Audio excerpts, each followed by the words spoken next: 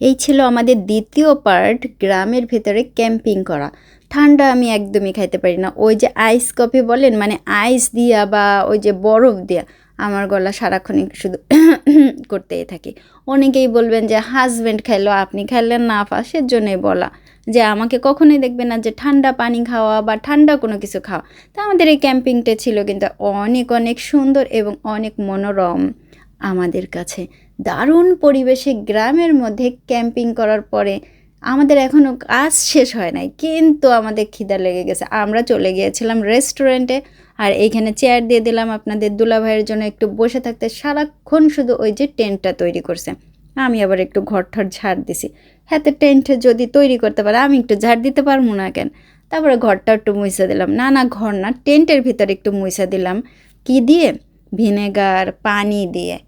তারপরে ম্যাট দিলাম যে বসার জন্য। অনেক দিন পরে এই ক্যাম্পিং ক্যাম্পিং একটা ভাব চলে আসতেছিল আমাদের ভিতরে, কিন্তু খিদেও কিন্তু পেটটা চো চো করতেছিল যে কি খাবো, কোথায় যাব খাইতে, বা কিছু রান্না করব কিনা, এইখানেই কিছু রান্না করে নেব কিনা।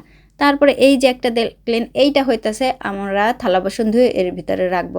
আবার মাঝে মধ্যে কিন্তু অনেকেই অনেক কিছু শুকা দেয়, মানে ওই যে রোদে শুকাইতে দেয়। টেবিলটাও ঠিক করে নিলাম, টেবিলের পায়াগুলো একটু লম্বা লম্বা করে নিলাম। এইটা হচ্ছে লাইট, এইখানে স্ট্যান্ড দেওয়া হবে।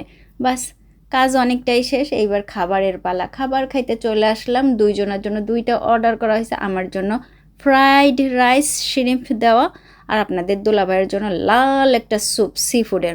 তা আমরা চিন্তা করলাম দুইজনে ভাগে ভাগে খাই। আমিও ওই স্যুপ খাবো, আপনাদের দুলাভাইরাও একটু ভাত দেবো। যে লাউ সেই কদু, মানে একদম ভাগে যোগে খাওয়া আরম্ভ করে দিলাম।